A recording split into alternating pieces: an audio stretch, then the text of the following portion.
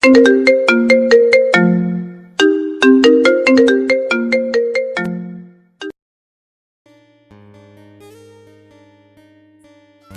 নতুন নতুন ভালোবাসার গল্প পেতে আমাদের চ্যানেলটি সাবস্ক্রাইব করে বেল বাটনে ক্লিক করুন। এই, তুমি কি এখানকার নতুন দারোয়ান? যাও তো, আমার জন্য পাউরুটি আর ডিম ভাজি নিয়ে এসো। আর হ্যাঁ, আমার মোবাইলে 54 টাকা লোড দিও। না থাক, তুমি আবার আমার নাম্বার পেয়ে যাবে। নাম্বার দেব না, কার্ড নিয়ে এসো। আম্মু সকাল সকাল নাস্তা না দিয়েই বাজারে চলে গেছে। তাড়াতাড়ি নিয়ে এসো সব। আমার ফ্ল্যাট নাম্বার কত জানো তো? ও, তুমি তো নতুন এসেছো, জানবে কি করে? আমার ফ্ল্যাট নাম্বার B4। এখন তাড়াতাড়ি যাও। এই বলেই হনহন করে চলে গেল মেয়েটা। আমি এতক্ষণ কোনো কথা বলার সুযোগই পেলাম না। বকবক করে সব বলে চলে গেল। যাই, মেয়েটার জন্য নাস্তা নিয়ে আসি। এই যা, আমি আপনাদের পরিচয় দিতেই ভুলে গেছি। আমার নাম তানভীর, আর আমি বিবিএতে পড়াশোনা করি। আপাতত এতটুকুই জানুন, বাকিটা গল্প দেখলেই জানতে পারবেন। নাস্তা আনতে গিয়ে মনে পড়লো কি কার্ড নিব সেটাই তো বলেনি মেয়েটা। তারপর আমি নাস্তা নিয়ে B4 নম্বর রুমে গিয়ে ডোরবেল বাজালাম। মেয়েটা ভেতর থেকে আমাকে দেখে দরজা খুলে নাস্তার প্যাকেটটা নিয়ে নিল আর বলল, ওই, আমার কার্ড কোথায়? ম্যাডাম, কি সিমের কার্ড আনবো সেটা তো বলেননি। আমাকে ম্যাডাম বলতে হবে না, আমার নাম তামান্না। আর তোমার থেকে আমি যদিও ছোট হব, তবু তুমি আমাকে আপনি করে বলবা। যাও, জিপি কার্ড নিয়ে এসো। তামান্না, এটা কি মিনিট কার্ড নাকি ইন্টারনেট কার্ড? বাহ, তুমি তো খুব ইন্টেলিজেন্ট। কি নাম তোমার? ধন্যবাদ। আমার নাম তানভীর, আর আমি বিবিএতে পড়ি। আপনাদের এই কোয়ার্টারের দারোয়ান নই। কি কি কি বললে? তুমি মানে আপনি দারোয়ান নন? জি ম্যাডাম। তো বলুন, কি কার্ড এনে দেব? সরি, আমার ভুল হয়েছে। কোনো কিছুই লাগবে না আমার। তো আপনি গেটে কি করছিলেন? আর আমাদের দারোয়ান কোথায়? সেটা তো জানি না। আমিও দারোয়ানের জন্য অপেক্ষা করছিলাম।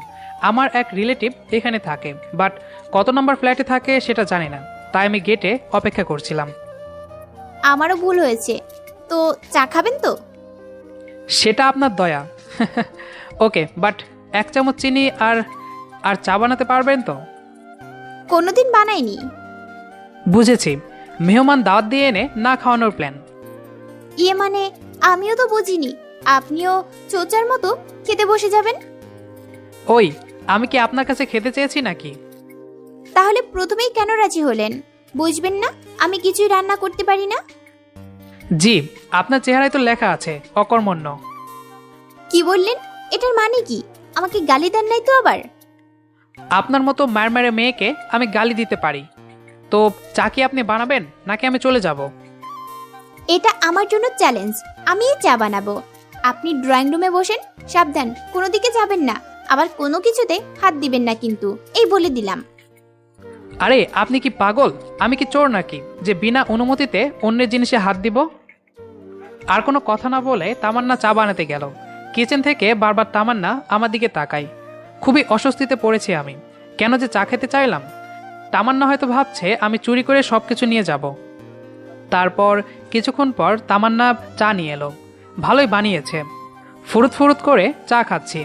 এমন সময় আমার কপালের শনি দুম করে রুমে ঢুকে ওই চোর চোর বলে দুমদাম থাপ্পড় দেওয়া শুরু করলো।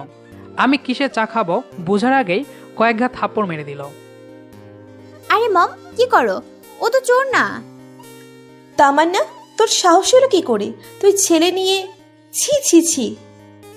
এই বলেই আমাকে আরো কয়েকটা থাপ্পড় মারলো। আমি কিছু বলার সুযোগই পাচ্ছি না। যেমন মা তেমন তার মেয়ে, কাউকে কিছু বলতে দেয় না। আরে মম, শোনো তো। কি শুনবো? এসব আমি কি রাসলীলা দেখলাম? এই বলেই আরো 2 থাপ্পড়। আরে আমার কপালে এত থাপ্পড় মারতে পারে? আরে বাবা, তোমার মেয়েকেও তো কিছু মারো। মম, উনি এই কোয়ার্টারের কারো বাসায় এসেছেন। তারপর তামান্না তার মাকে সব ঘটনা খুলে বলল। সব ঘটনা শোনার পর তামান্নার মম আমাকে বলল, বাবা তুমি কিছু মনে করো না কেমন? আমি মনে মনে বললাম, আর বলবেন না, গাল তো লাল করে দিয়েছেন। 1 কাপ চা খেতে এসে কত কি দেখলাম, আর থাপ্পড়। ওরে বাবারে, আমি ওনার কাছ থেকে আমার রিলেটিভের ফ্ল্যাট নাম্বার জেনে বের হব। এমন সময় তামান্না এসে বলল, তো মিস্টার তানভীর, থুতু মিশ্রিত চা কেমন লাগলো? কি থুতু দিয়ে চা দিয়েছেন আমাকে? কথাটা শোনার পর ওয়াক ওয়াক করে বমি করে দিলাম। কিন্তু এমন কেন করলেন? অকর্মণ্য বলে নিশ্চয়ই আমাকে ছোট করেছেন, তাই আমি আপনাকে এই সাজা দিয়েছি। ওরে বাবা, কার কাছে এসে পড়লাম রে!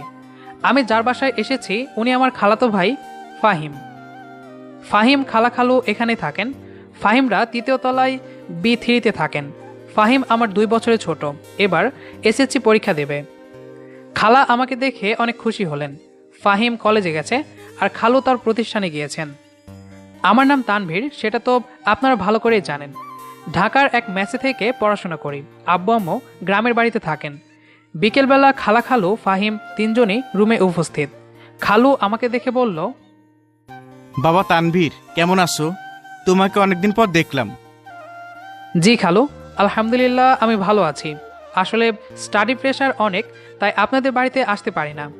খালা বলল কি যেন ইমার্জেন্সি কাজ আছে, তাই আমাকে আসতে বলল। আসলে সত্যি ইমার্জেন্সি।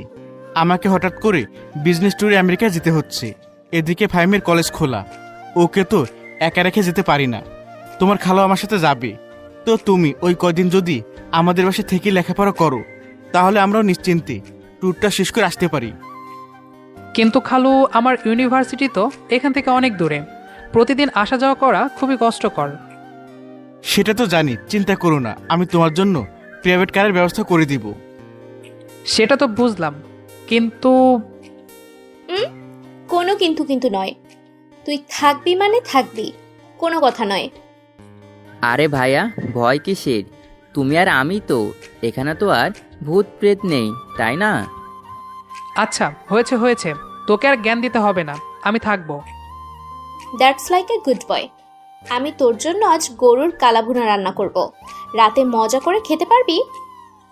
সন্ধেবেলা ফ্ল্যাটের ছাদে আমি আনমনে ভাবছি আর সকালের কথা। বাব্বা, কি ভয়ঙ্কর বিপদে পড়েছিলাম। ভাগ্য ভালো, আল্লাহর রহমতে বেঁচে গেছি। এই, কে তুমি?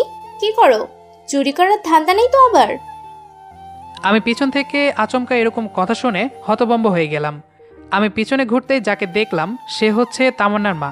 সে আমাকে দেখে আবার বলতে শুরু করলো, ও মা, তুমি? তা বাবা, এই সন্ধ্যায় তুমি ছাদে কি করো? মা আর মেয়ে এত কথা বলতে পারে যে কাউকে কিছু বলার সুযোগই দেয় না। আসলে আন্টি, সন্ধ্যার আকাশ দেখতে আমার অনেক ভালো লাগে, তো তাই আমি এখানে বসে আছি। আমারও ভালো লাগে, তাই প্রতিদিন আমি সন্ধ্যা হতে রাত পর্যন্ত ছাদে বসে আকাশ দেখি। আচ্ছা আন্টি, তামান্নার বাবা কোথায়? ওনাকে তো দেখলাম না। উনি আমাদের সাথে থাকে না, আমাদের ডিভোর্স হয়ে গেছে। Sorry aunty. আমাকে আন্টি বলছো কেন? আমাকে বৃদ্ধ বানানোর চিন্তা করছো নাকি? আমার বয়স কিন্তু বেশি না। আমি মনে মনে বললাম, বাপরে বাপ, 18 বছরের যার মেয়ে আছে তাকে নাকি আন্টি ডাকা যাবে না, তাহলে কি প্রেমিকা বলে ডাকবো? আপনার বয়স কত আন্টি? থক্কু আপু। এই কত আর হবে? তোমার মতো ছেলের কাছে হয়তো 17, আবার ম্যাচিউর লোকের কাছে 23। আমি মনে মনে বললাম, খাইছে আমারে, এ দেখি পুরাই রোমান্টিক, আবার আমাকে যেন প্রেমের প্রস্তাব না দেয়। আপু, আপনার বয়স কি তাহলে 23? এই ছেলে, আমাকে আপু বলছো কেন? আমি কি তোমার আপুর মতো নাকি? আমার নাম জান্নাত প্রিয়া, তুমি আমাকে প্রিয়া বলে ডাকতে পারো। আল্লাহ, এ কি বিপদে ফালাইলা আমারে! আমি কি বলবো নিজেই কনফিউজ হয়ে গেছি। এখানে থাকলে হয়তো এখনই তামান্নার ড্যাড বানিয়ে দেবে এই রোমান্টিক পাগলি মহিলাটা। কিছু না বলেই দৌড়ে ফাহিমদের রুমে চলে গেলাম। এতক্ষণে যেন হাফ ছেড়ে বাঁচলাম। বেচারা তানভীর, তুমি ভেবেছিলে আমার মেয়ের সাথে প্রেম করবে। এখন দেখি কিভাবে আমার মেয়েকে প্রেমের প্রস্তাব দাও। সব কিছু বানচাল করে দিয়েছি। আমার মেয়েকে প্রেমের কথা বলার আগে আমার চেহারা বেচারার সামনে আগে আসবে, তখন আর প্রেম করার চান্সই পাবে না। মেয়েকে প্রেমের হাত থেকে বাঁচাতে এ যুগের মায়েদের নিনজা টেকনিক এটা।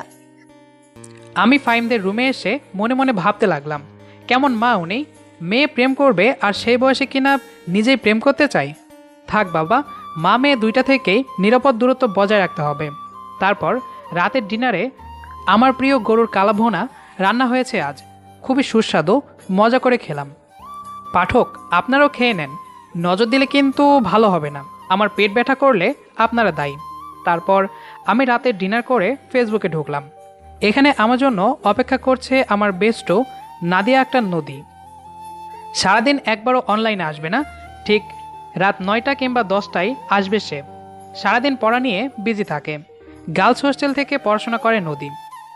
ওদের হোম ডিস্ট্রিক্ট মুন্সিগঞ্জে। নদী হচ্ছে আমার বেস্ট ফ্রেন্ড, কিন্তু এখনও আমরা সরাসরি দেখা করিনি। কিছুক্ষণ পর মেসেঞ্জারে টুং করে মেসেজ আসলো। কে রে, আজ এত লেট করে আসলি কেন?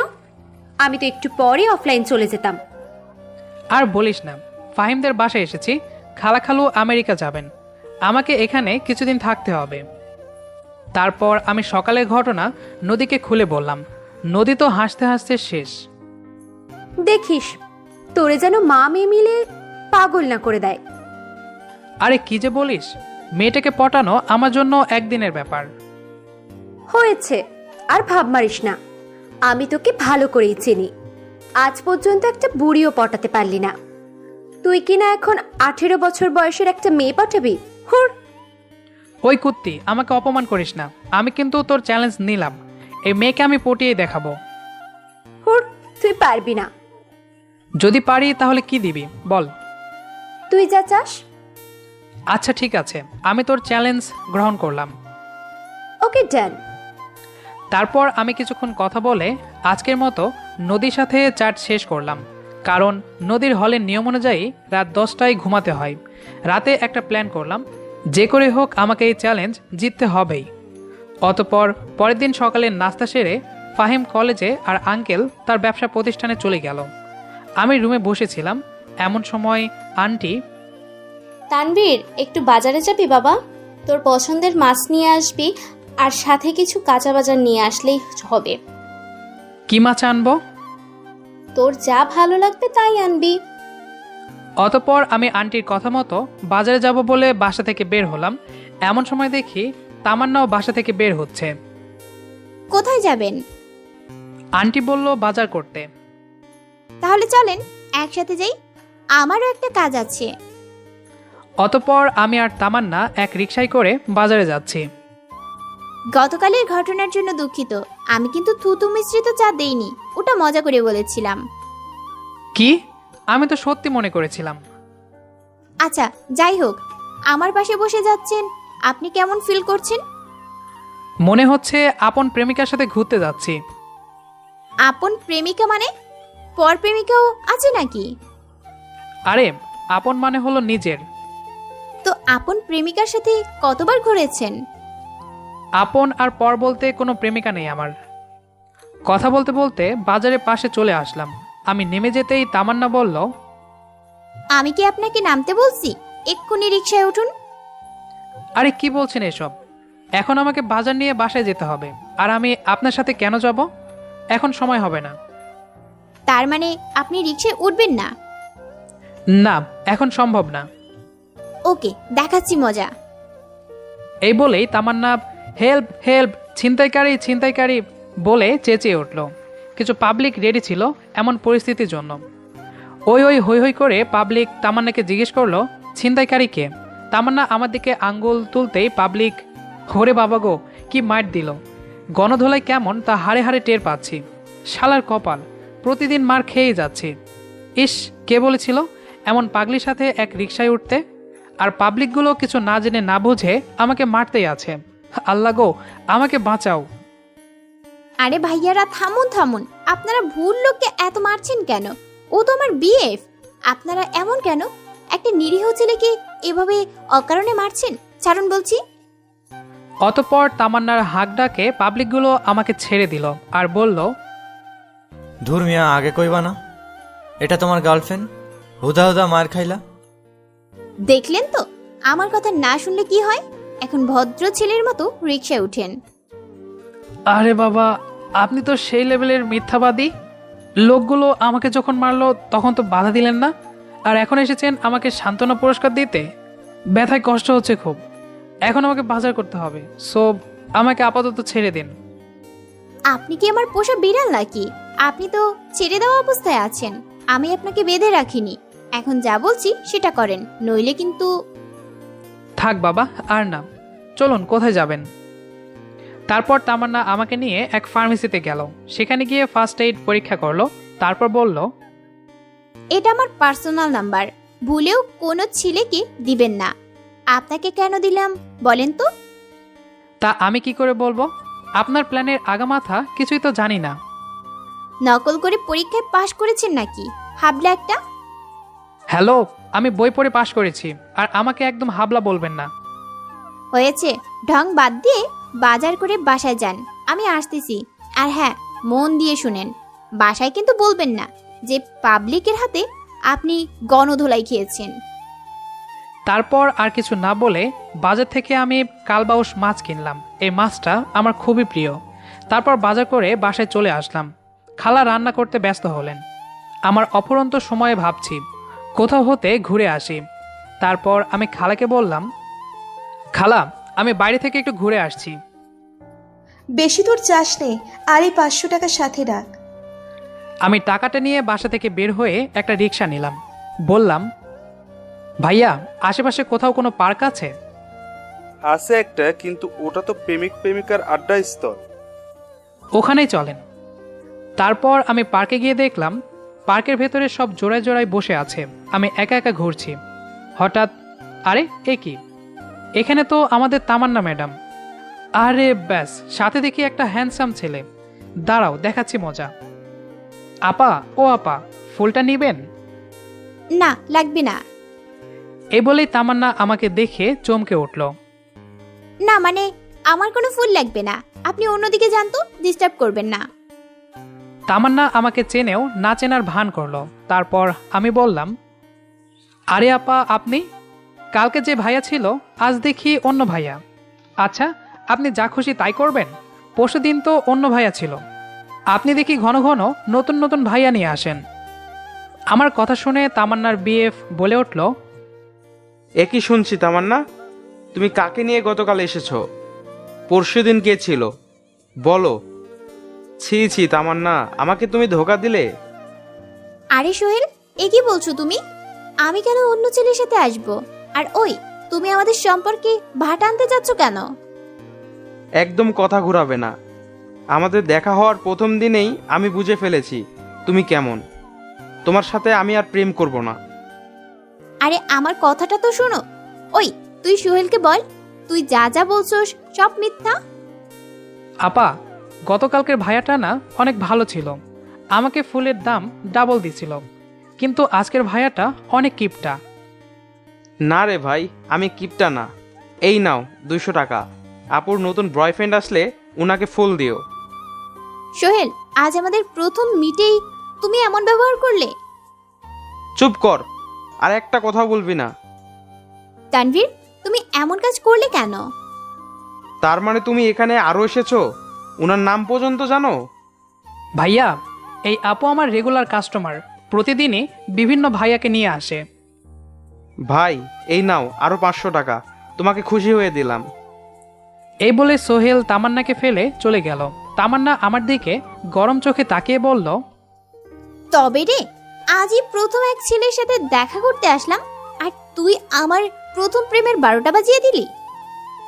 আমাকে যেভাবে আপনি একের পর এক মানুষের হাতে মার খাওয়াইছেন, সেটার কাছে এটা কিছুই না। আচ্ছা, আমি এখন বাসায় যাব। আপনি কি বাসায় যাবেন নাকি এখানে বসে থাকবেন? তো এখানে বসে কি হাওয়া খাবো? না, যদি নতুন কোনো ছেলে আসার অপেক্ষায় থাকেন তাই বললাম আর কি। আমি কি তেমন মেয়ে নাকি? ওই ছেলের সাথে ফেসবুকের মাধ্যমে আমার পরিচয় ছিল, আজ দেখা করার কথা, আর আপনি এসে সব লন্ডভন্ড করে দিলেন। এখন চলুন বাসায় যাব। তারপর দুজনে আবার এক রিকশায় করে বাসার উদ্দেশ্যে রওনা হলাম। ব্যালকনি থেকে তামান্নার মম আমাদের দুজনকে দেখলো। আমরা সেটা খেয়াল করিনি। রুমের সামনে আসতেই দরজা খুলল তামান্নার মা। আসো বাবা, ভিতরে এসো, চা খেয়ে যাও। না আন্টি, এখন যাব না। আরে ভয় কিসের, আজ তো বাবা বলে ডাকছি। আচ্ছা আন্টি, খাবো। তারপর আমি ড্রয়িং রুমে বসলাম। তামান্না ওর রুমে চলে গেল। আন্টি চা বানাতে গেল। 3 কাপ চা নিয়ে আন্টি ড্রয়িং রুমে আসলো। 3 কাপ চা দেখে ভাবলাম হয়তো তামান্নাও আমার সাথে চা খাবে। আন্টির কথা শুনে আমার কলিজা আবারও কেঁপে উঠল। না জানি আবার কোন ফাসাদে পড়ি। গতকাল রাতে তোমাকে ওভাবে কেন বলছি সেটা মনে হয় তুমি বোঝোনি। জি আন্টি, আমি কনফিউজড। আমার মেয়ে ইয়াং হয়েছে, আমি চাই না আমার মেয়ে কোনো এড়ে কেটে ছেলের সাথে সম্পর্ক করুক। আমার পছন্দের ছেলের সাথে ওর বিয়ে দিব, তাই তোমাকে আমার মেয়ের থেকে দূরে রাখতেই ওসব বলেছি। ঠিক আছে আন্টি, আমাকে নিয়ে ভয় পাবেন না, আমি তামান্না হতে 100 হাত দূরে থাকবো। তুমি কি আমাকে বেকুবে পেয়েছো? আমি থাকি দোতলায় আর তুমি 3 তলায়, ডিফারেন্ট মাত্র 12 ফিটের, তাহলে তুমি 100 হাত দূরে কিভাবে থাকলে? আসলে আমি সেটা মিন করে বলিনি। আমি মনে মনে বললাম, বাবারে বাবা, কত হিসাবই, না জানি কত হিসাব করে চলে। আসলে আমি বলতে চাচ্ছিলাম যে আমি এরপর থেকে তামান্নার ধারের কাছেও যাব না। সেটা তো নিজের চোখেই দেখলাম। সকালে 1 রিক্সা করে যাওয়া, এখন আবার 1 রিক্সা করে ফেরত আসা। তোমার প্ল্যানটা কি বলো তো? আমার কোনো প্ল্যান নেই। যাই হোক, এখন কি শরবত খাওয়াবেন? কেন কেন? চা দিয়ে আবার শরবত কেন? না মানে, সে কখন চা বানিয়ে এনে এখনো দেননি খেতে, তাই ভাবলাম হয়তো চা দিবেন না, শরবত খাওয়াবেন। আরে ধুর, কি যে বলো। নাও নাও, চা নাও। আপনিও নেন, তামান্নাকেও দেন। সব চা তোমার জন্য। আমি কি খাদক নাকি? 3 কাপ চা কিভাবে খাবো? তোমাকে তো বলিনি 3 কাপ একাই খাও। এত ছুচা কেন তুমি? আন্টি, আমি কিন্তু ছুচা না। হয়েছে, আলকা ভাব বাদ দিয়ে এখন চা নাও। আর শোনো, এখানে 3 রকম চা আছে, তোমার ভাগ্যে কোনটা আছে আমি নিজেও জানি না। 3 রকম মানে কি আন্টি?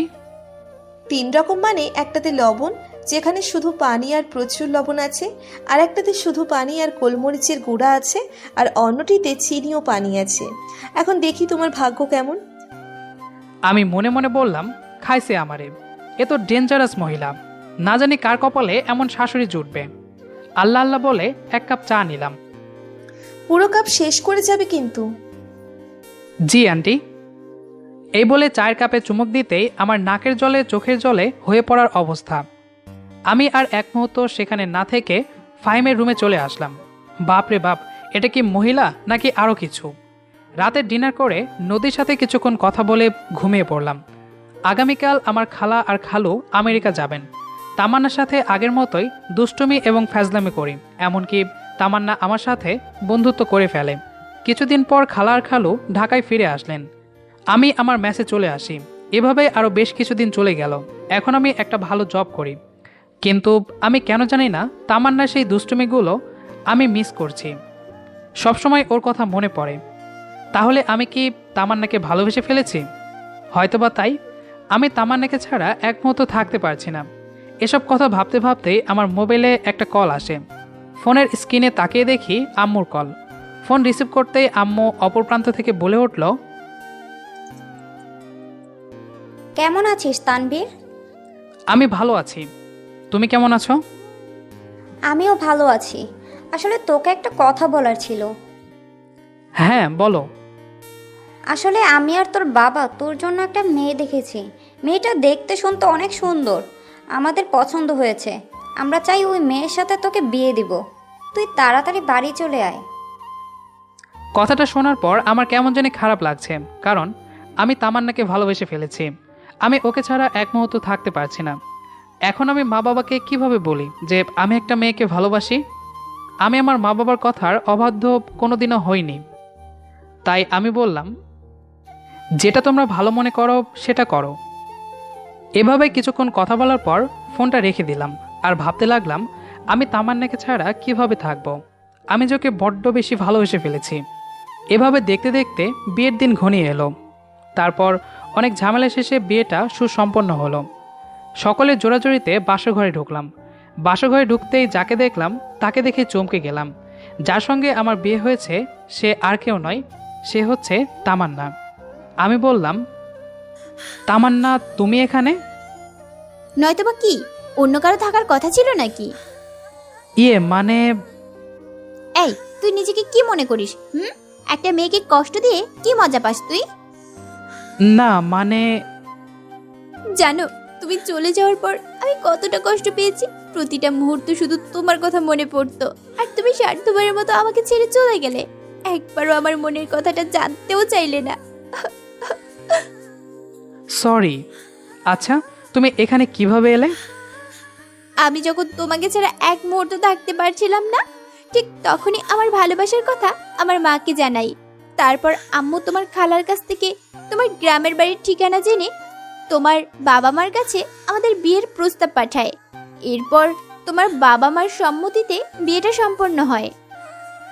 অতঃপর আমি খুশিতে আত্মহারা হয়ে তামান্নার কপালে একটা চুমু এঁকে দিয়ে নিজের বুকে টেনে নিলাম আর বললাম, আর কখনো তোমাকে ছেড়ে চলে যাব না। কথায় আছে, সব ভালো যার শেষ ভালো। এই কথাটা হয়তো আমার জীবনের সাথে হুবহু মিলে গেছে। সবাই দোয়া করবেন আমাদের জন্য, যেন আমরা সুখী হতে পারি। আমাদের আজকের গল্পটি আপনার কাছে কেমন লেগেছে সেটি অবশ্যই কমেন্ট করে জানাবেন। দেখা হচ্ছে আবারও নতুন কোনো গল্প নিয়ে। সে পর্যন্ত আমাদের সাথেই থাকুন। ধন্যবাদ সবাইকে।